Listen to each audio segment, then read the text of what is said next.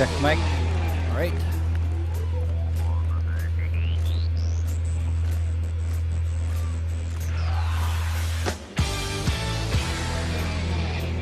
Yun.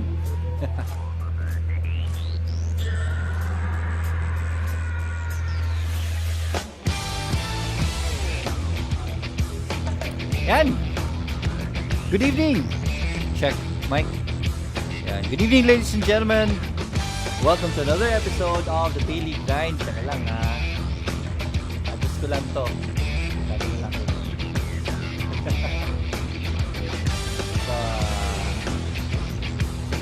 Everything should be good. Bakit ba yun ang let's run. Let me just fix this really quick. Everything should be good. Attention, I'm just fixing everything. Medyo nasira yung ano ko eh. Medyo nasira yung setup ko eh.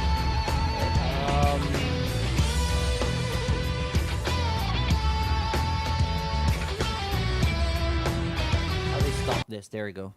I'll just stop that. No, nawala kasi yung controls ko over my audio. So, I just want to make sure this is playing. Yan. Yan. Magandang gabi po. Good evening, everyone.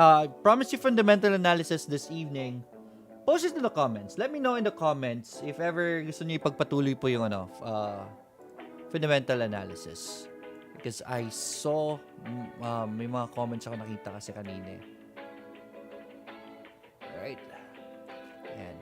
Gandang gabi. Kamusta? PSCI dropped a little bit today. Right? A little bit today. PSCI. Pero walang information magkano yung net foreign selling natin. Right? I'll show you the screen. PSCI today. Something. Zero nakalagay net foreign buying or selling. I'm not sure this is an error. But today we were negative 0.32 for PSEI. Okay lang to be expected. At the very least, market is stabilizing sideways, diba? If you're into what do you call this? PSEI. Okay, let me go to the comments really quick. Ayan. Ishi Marimat, good evening, Sir Lloyd. Legat Bondon, magandang gabi. Janer Dianyo, good morning, sir. Nga pala, no? Right, pasensya na if medyo distracted ako right now. So many changes I did today. Nasira yung controls ko for my live stream. So, medyo marami sira. Maybe I'm gonna be moving. I'll just move fundamental analysis tomorrow, okay? I want to give it, what do you call this? I want to give it justice, right? I want to make sure na set ang lahat. Just that last minute may nagka-problema sa live ko. So I'm gonna be moving fundamental analysis tomorrow. Let's just talk about stock market today. Let's do charting for you guys, right? So yan lang muna. Tomorrow pa-promise ko pa yung fundamental analysis. Pasensya na. Right? I know I titled this fundamental analysis, but I want to move it tomorrow, right? I want to do justice to it, right? Ishi Marimat Janerdiano. Hi Sir Lloyd, good evening po. Good evening Dale Lane Stark. Good evening po Sir Lloyd. Good evening Sir Lloyd. Ask ko lang po if meron bang fee buy and sell sa eToro. Pwede po ba check na din ang ROO and Airbnb? Yes, meron po. Alright, if you check out eToro, go to Health. Yan. Punta kayo dito sa our fees, right? Our fees. For commission, for stocks, zero commission po, no markups, ticketing fees or stamp duty, etc. So that's for stocks, okay? So for stocks, no commission. Go to crypto, may fees po dyan for crypto. If you're gonna go for CFDs, right, currencies, commodities, indices, stocks, ETFs, 0.09, right? Other fees, yan. So no extra fees. So, makikita nyo po dito lahat ng fees, right? For you to be prepared for it, at the very least, di ba? We wanted to ask about ROO.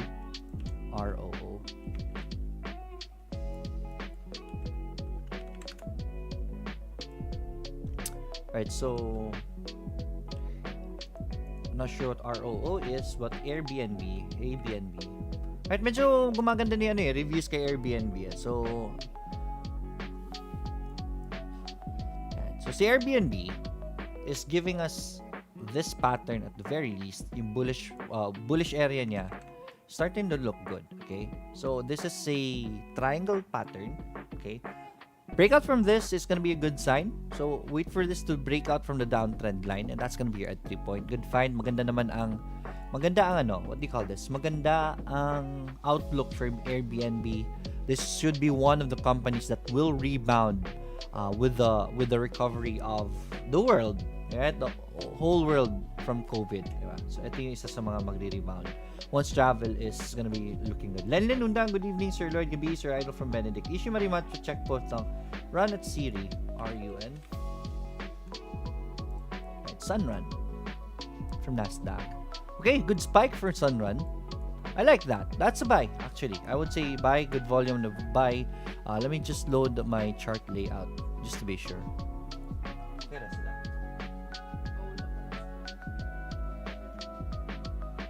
Okay, so let's check out Run again.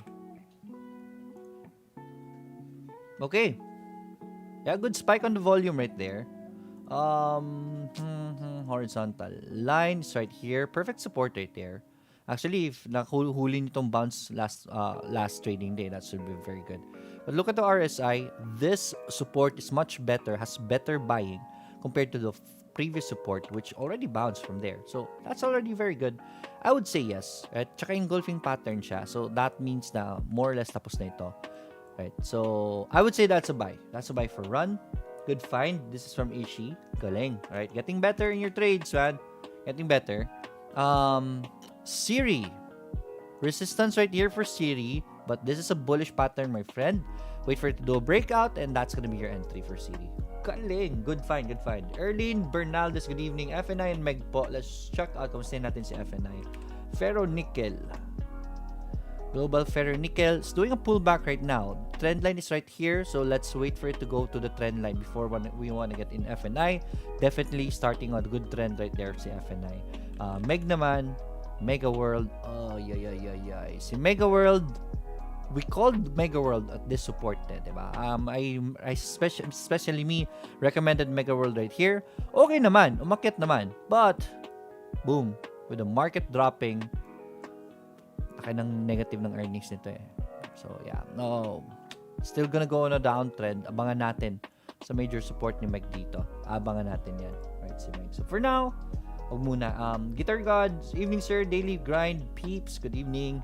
Alright, good morning po, Janilo. Alright, good morning Janilo. Franz Cavillas, good evening Sir Lloyd, good evening din po. Janilo, thank you for sharing. Nga pala, pakishare po itong video nito. Primex sir, kumustahin natin si Primex? Lalim ng ni Primex, di ba? Lalim ng pullback ni Primex. Ay, hindi si Primex yun, sorry. Not Primex, but Primex right now is already playing inside the Bollinger Band. So, meaning, paantino-tino yung momentum niya, but the support is right there.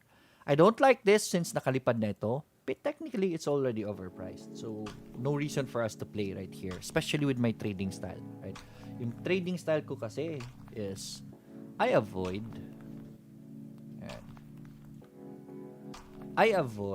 what do you call this? Stocks na nakalipad na. Okay?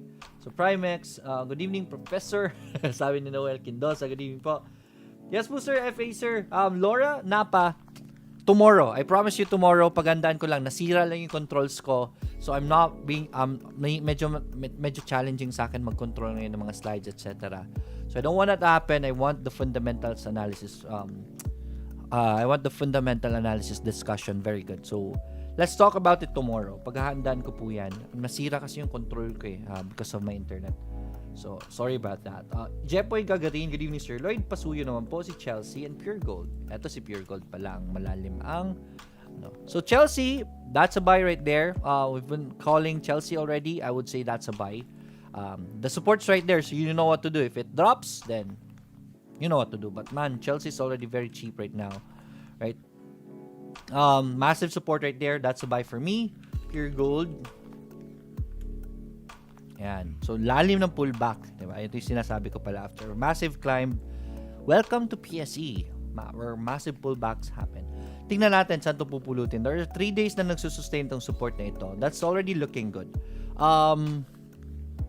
If this goes green, I would say yes. That's a 4-day support right there. Just do test buy right there and then buy some more at the very base for pure gold. If ever you wanna go for pure gold. Pero medyo lalim kasi ng hila ni pure gold. And Noel Quindoza, WBA, Tech, and Coke. Right? WBA. Walgreens Boots Alliance. Not really familiar with the company. Please make sure you do you research about the fundamentals. Medyo nakalipad na to, guys.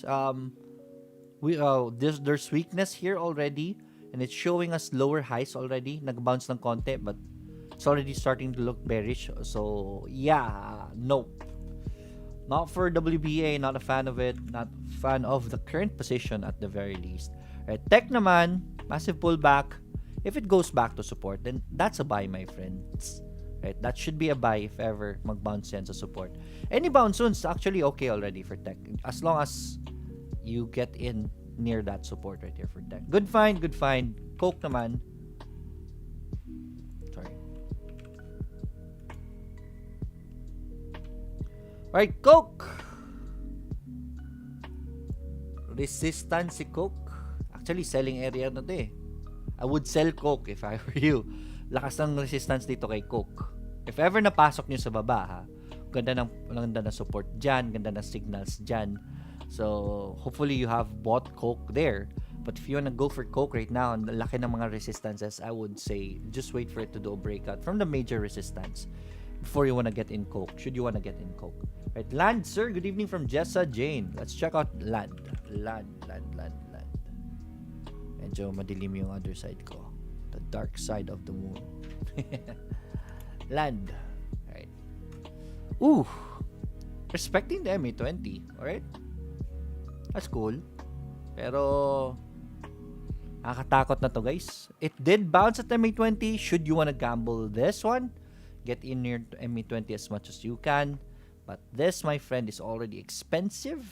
So I would not trade that. But iba-iba tayo ng taste eh. I don't like stocks that are already up there. Hindi ako mainggit dyan. So I won't trade this.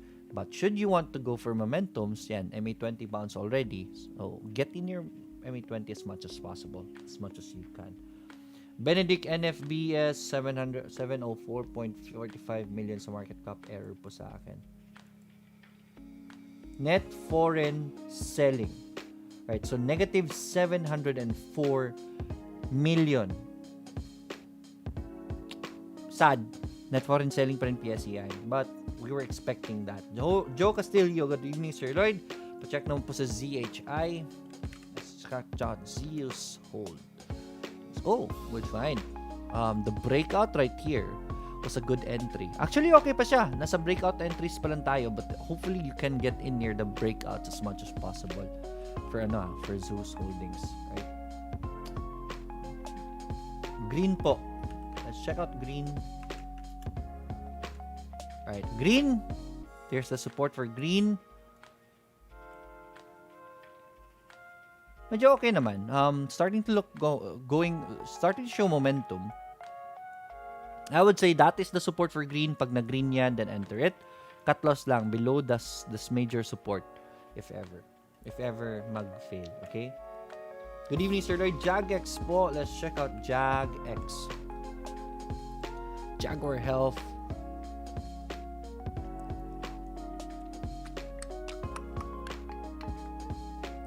Si JAGX mukhang magda-downtrend, my friends. Right? So, momentum on the downside for JAGX. So, I can't say yet, if ever. Ang ganda sana ng bounce niya dito, kaso nga lang nag-fail ulit eh. Right? For JAGX, that's not a buy just yet. Delja and my FES po from Benedict. Let's check out FES, PHES.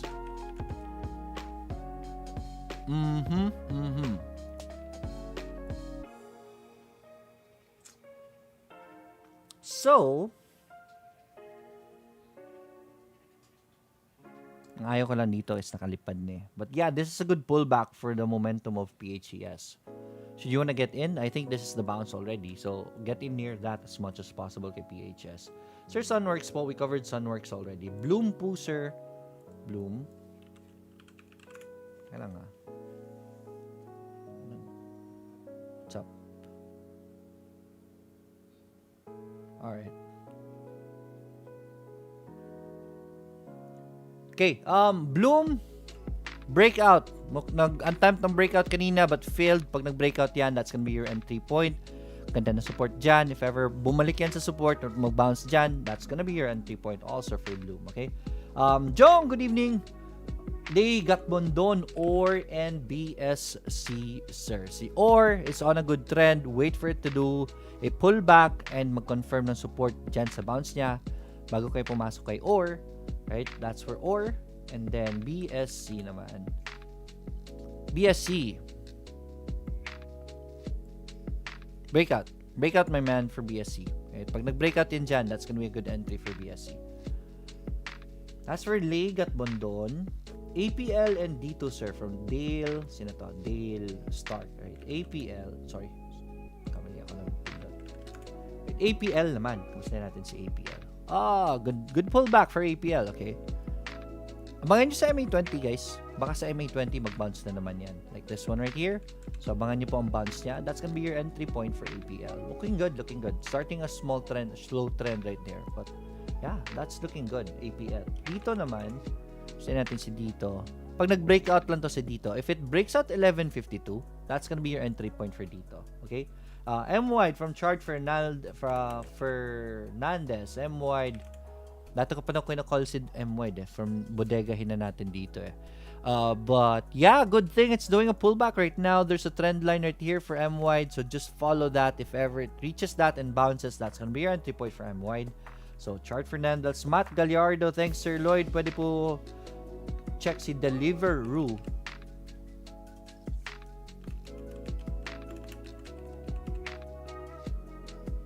Hindi mahanap dito. So let's chart.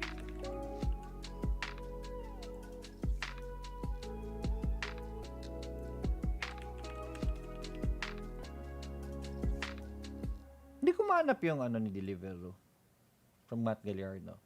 Joy TB LT stock po.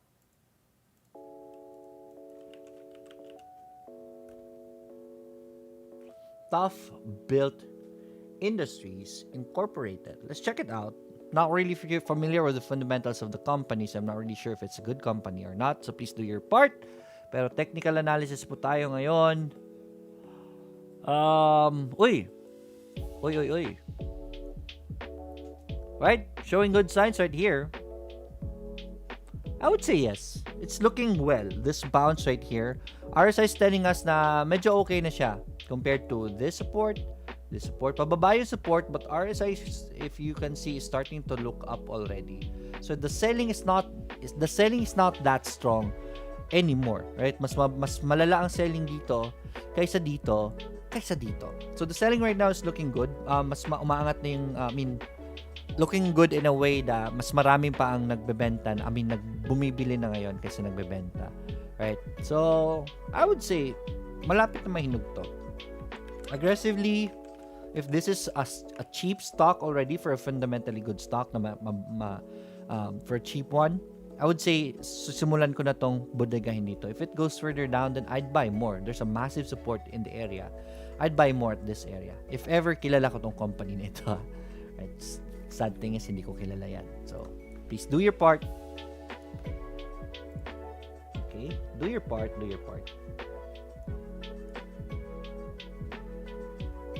Oil from Ami Ima. Medyo challenging na ang position ni Oil kasi ngayon eh. Right? Oil. Sorry.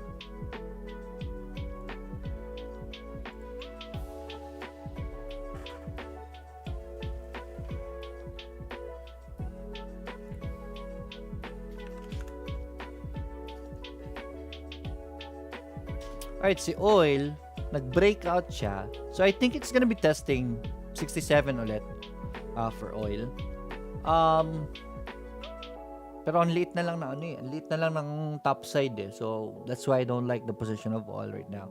So, it's gonna be very challenging. Good evening from Robin Salazar from Abu Dhabi. Alright, good evening sa inyo. Jammer Gonzaga, alert yata ako. So, tapos na po ba 𝐿HC, sir? Not yet, not yet. Let's check out 𝐿HC. Alright, so, guys, medyo, I'm just gonna be, ang ganda ng akyat ni 𝐿HC. Congratulations sa mga pumasok. Breakout yan, no?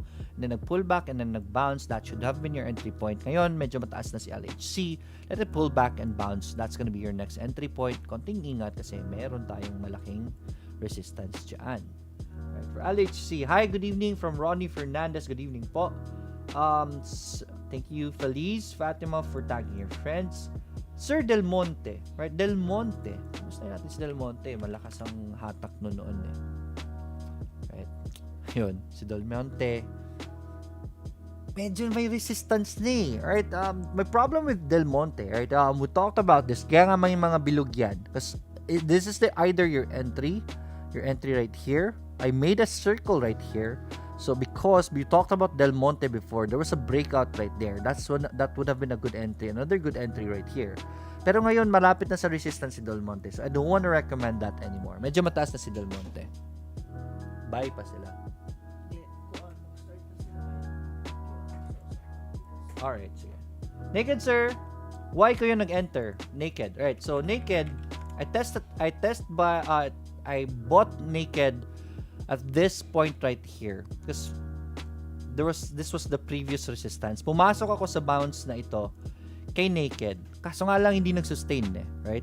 So it's still going down, but nonetheless okay lang sa akin. I'm still gonna be holding on to my Naked since we're looking at massive supports kay Naked before siya nagsimula umakyat. So I'm banking on another parabolic formation of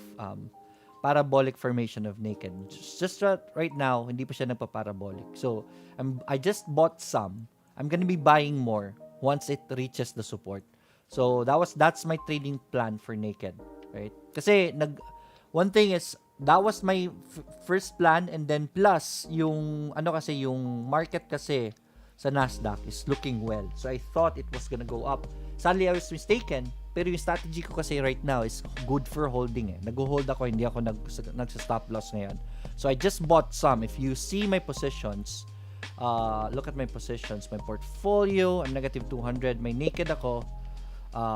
Asan yung Naked ko? So I only bought $360 of Naked with my overall na pera, which is around $8,000.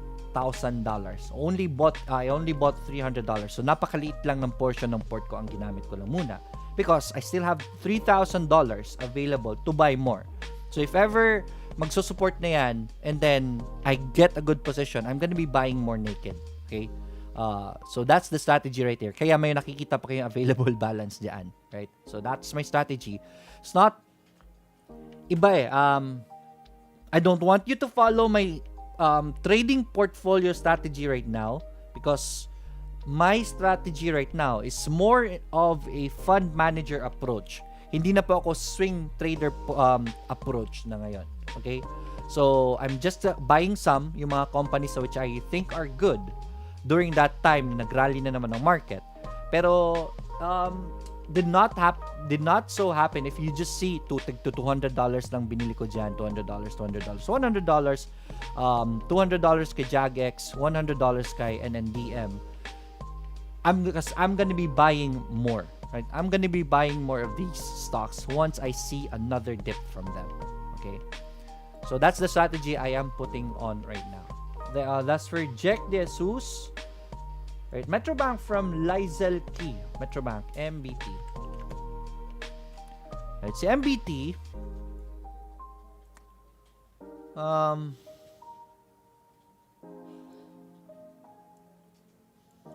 slightly okay. Mukhang maganda naman si Metrobank na ngayon. Nag-breakout siya sa downtrend niya. I would say test buy some.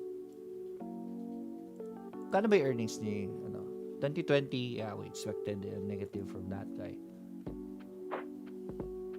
I would say at the very least pag nag-support ito bago niyo pasukin. Right? Nag-breakout siya, that's good.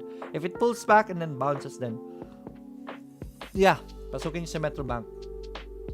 Robin Salazar, sir, bakit po bearish ang crypto? Because it's already very expensive, right? Bakit bearish ang crypto? About time that people take profits, right? Sobrang mahal ni crypto ngayon. It's a natural cycle. Noon ko pa sinabi si Bitcoin, BTC USD, right? I told you guys before at around 60 USD, crypto is already bearish at this point. Look at that. It's bearish. Look at the RSI.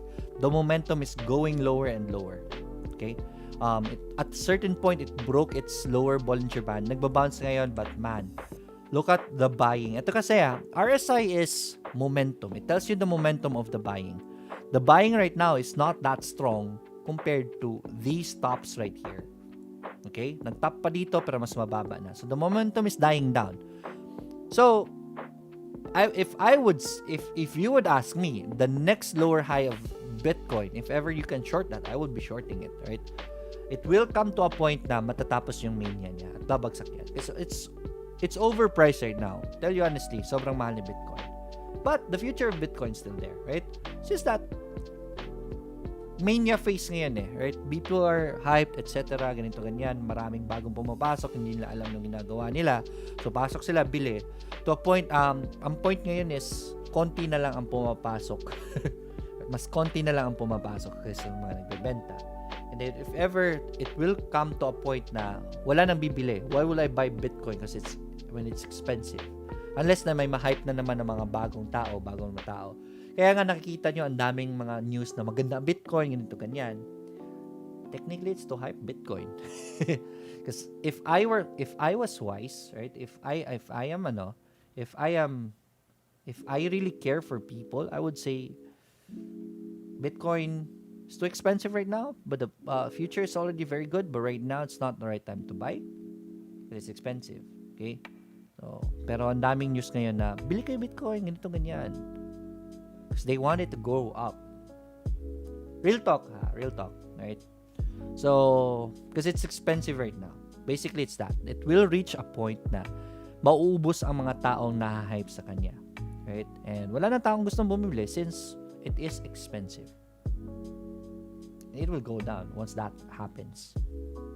And right now, makikita natin may mga signals for that. So, that's why I haven't been recommending Bitcoin at these levels. It's so expensive right now. Del Monte, Sir Lloyd, we covered Del Monte already. M-Wide, we covered M-Wide already for Aaron Quirante. Good evening, Sir Lloyd. Pa-check po ng APL dito. We covered the APL and dito already. ATMX, sir. From Monica Salazar. Right, ATMX. Guys, at 8:40, I think I will have to end the live at 8:40. Monica Salazar, hindi lumalabas ang ATMX. So, we'll just move.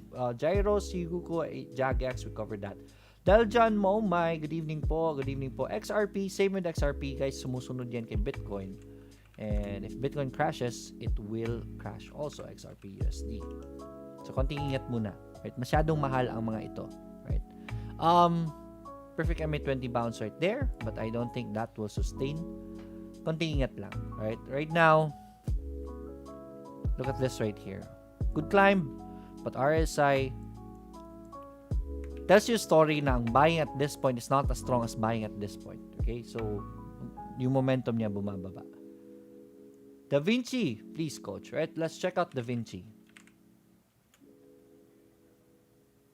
Ooh, eto. Magandang find, right? I think it's cool. Right? It's already cool right now. Going sideways right now. I would say, since malapit yung resistance niya dito, if this breaks out, man, just get in Da Vinci once it breaks out. Okay? Gold, sir. Let's check out gold. Mustahin nga natin ang gold. Actually, may reversal signal si gold eh. What's the reversal signal? Double bottom right here. So, this support has confirmed already, and after that, nagrally na. Let it pull back and then let it bounce before you wanna buy gold. Okay? Kung gusto niyo pumasok kay gold.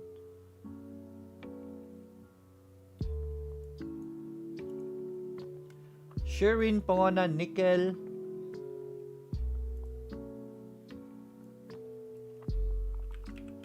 Nikanix, anong meron sa Nasdaq? Mas malaki losses ko ngayon compared sa March sa eToro. Sir, anong meron sa Nasdaq? Mas malaki losses ko ngayon compared sa March.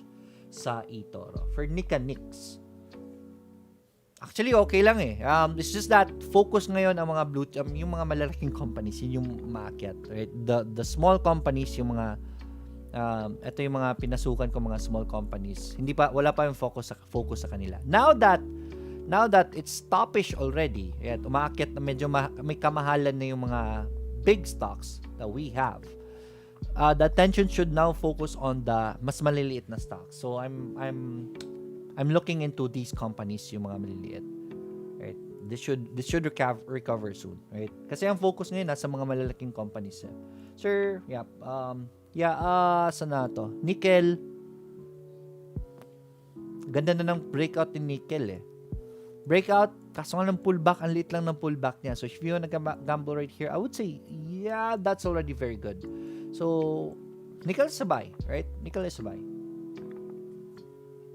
Technical analysis speaking, Ani.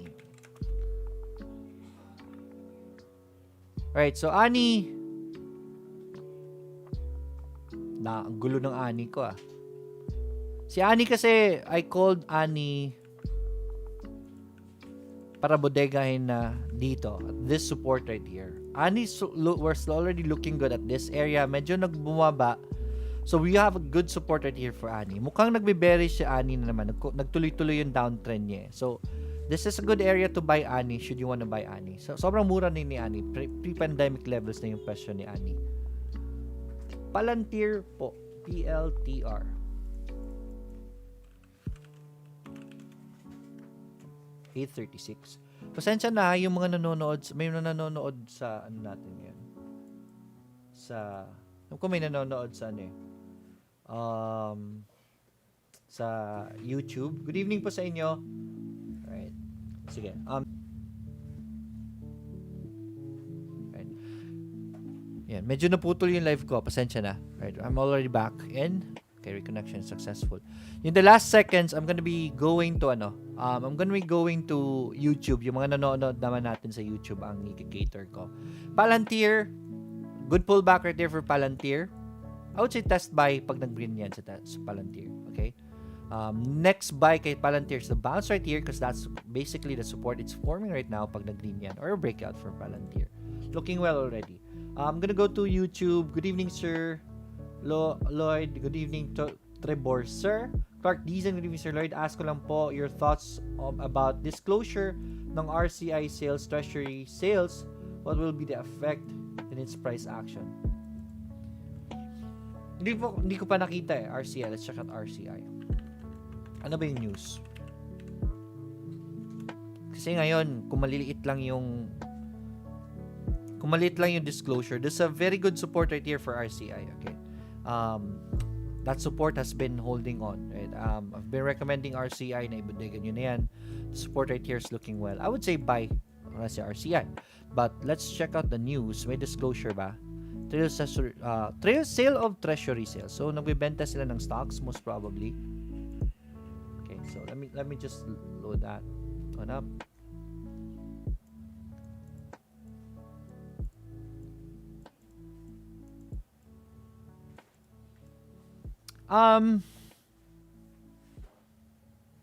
Ilan ba yung ano nila?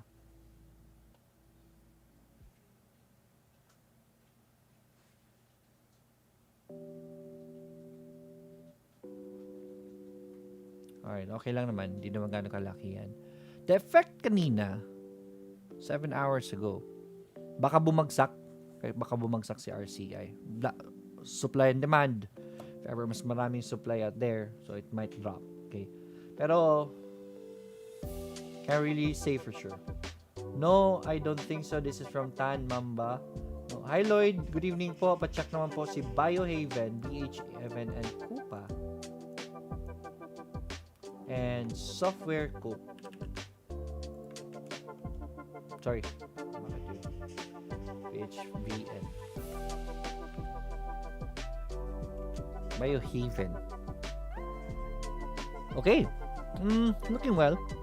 There's a trend line right here. It's starting to form a trend line. It's already broken through its downtrend. So this is looking well. I would say next bounce would be very good for Biohaven. Good find. And Coupa, Software Coop. this is purely technical. Hindi ko kilala ang mga companies nito. So, I can't say fundamentally if they're good. But I always mix fundamentals and technical analysis. So, please do your part about fundamentals. Mura ba ito right now or ano? Coupa though, good. Downtrend is right here. We already have a reverse. I would say start buying it. And there's never right or wrong. If stock market is that easy to predict, everyone will be rich. True, that's true. That's still good. No, it's going down. Buy. RFP stocks poster. Thank you.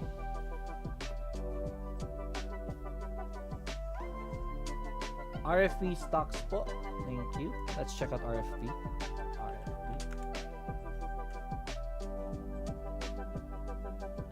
Ooh, nice. It's too high right now, right? It's too high right now. Don't go for it. Wait for it to at the very least, all right? Go back to its trend line before you want to get in. It's too high right now, too risky. You don't have a base. Pero panoorin nyo to. I'm not really sure what happened right here. Please check out the fundamentals of this company, right? Do your own part. What caused this? If it's good, then wait for the pullback and bounce before you want to get in. Okay? Right. Time check, it's 8:41. So last 3 na lang, right? RFP, good find right there. NVIDIA, sir. NVIDIA. Ay, disclaimer lang guys ha. I'm seeing right now si Tan Mamba, if stock market. Yeah, true naman eh. What we're doing right now is it's not prediction, right? We're doing technical analysis. We're trying to manage our risk. We don't know for sure where the stock is going. NVIDIA, good job finding this one sa mga nakapasok noon. But right now, NVIDIA is too high. All-time high nga eh, di ba? It's already at overbought levels, so I don't like this company at this point. It can still go up. Should you want to get in, the very least if it goes back to support or gives us good pullback and bounce before you want to get in. Go into the trend line right there. Look for a base before you want to get in. As for NVIDIA, okay. NEO din, Sir Lloyd. Right, kamustahan natin si NEO and NEO. NEO Genomics. Okay. Strong resistance for NEO right here. Should you want to get in, just wait for the breakout. Okay. As for NEO, last lang, si AAL, right? American Airlines. American Airlines, it's mixed both, right? The reason why I'm holding on to my American Airlines is that I'm looking at it in a longer time frame, because these are one of the companies na maganda ang rebound after the COVID. That's the only reason why I'm holding on to my AAL. Should you want to trade this, should you want to trade this, there's mix of both signals right now. Supports are going up definitely, but mas mabigat yung selling niya. So if ever it breaks the downtrend, this bearish triangle right here, that's gonna be your entry point. Should you want to get into AAL? Okay. So yeah. Sadly, that's all the time I have available for today. Pasensya na. Sa mga, alam ko marami pong nag-ask ngayon, but tomorrow, fundamental analysis, I'll prepare for it. Nasira lang yung controls ko, so I really can't control the slides and everything switching to ano. So, medyo problematic in life. I don't want that to happen. I don't want that to happen if we're gonna be talking about fundamental analysis. But, hopefully, may natutunan kayo today. Tomorrow, come back. 8 o'clock p.m. we are going to be talking about fundamental analysis. If you have friends that who just started in the stock market, or who don't know how to do fundamentals yet, or you don't know how to check fundamentals of a company yet, tomorrow is going to be a very good episode for you. So invite your friends over. Check out the daily grind tomorrow po at 8 p.m. Right? We have lessons for you available here in StocksEd. Go to stocksed.com, right? Andyan po, and then stocksed.com, we have free courses for you. So it will the courses there, we made it by heart.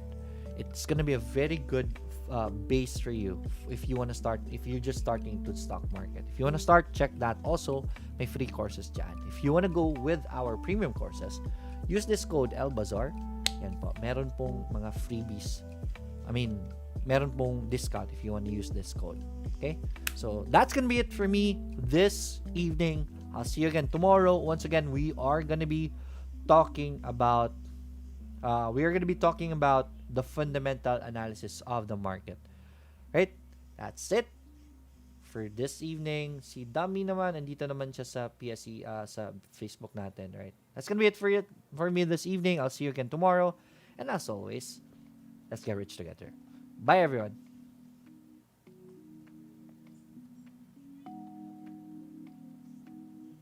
How do I change my